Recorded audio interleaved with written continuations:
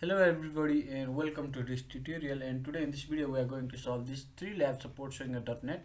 And in the first lab we are going to see all of the database present inside a particular column or a table using some by using the SQL injection vulnerability. We are going to use this vulnerability as a powerful tool to see all the table. And in the second case we are going to log in into a website using the same kind of vulnerability, and in the third case we are going to determine the number of columns using SQL union attack.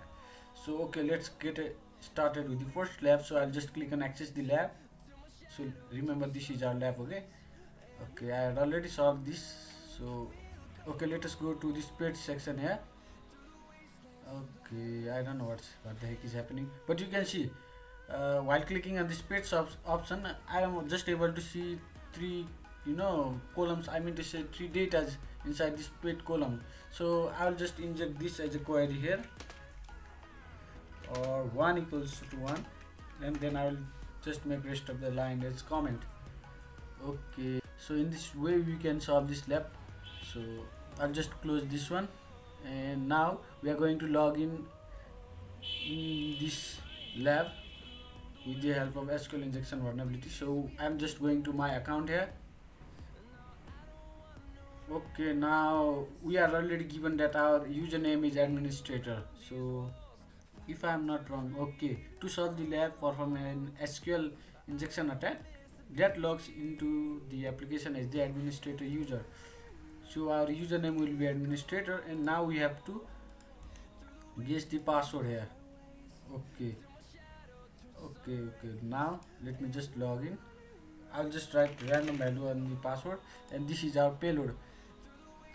So it will just close this administrator username, and then it will create rest of the line and comments. So the the query will run like select star from the database name, where username equals to something and password equals to something. And after writing this code, this code will close the username field, and this double dash will create rest of the thing as comment. So password field will be empty, and username will return the value true. So it will just log in. So let me just log in here. Okay, my username is administrator, and boom, we are able to solve the lab. Okay, so yeah, this is the lab that we are going to solve now.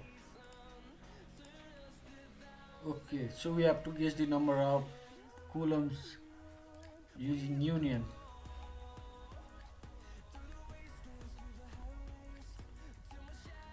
Okay, let it get loaded. Okay, let's get to the spread section here. Okay, now let's use our union command.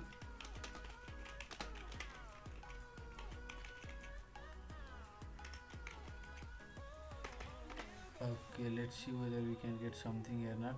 Okay, so you can see our lab was successfully solved, and we can clearly guess that there were three number of columns. Okay, if I had written here 2 null instead of 3, you can see it will give some error. Yeah, you can see it will give the internal server error. So in this way you can be verified that this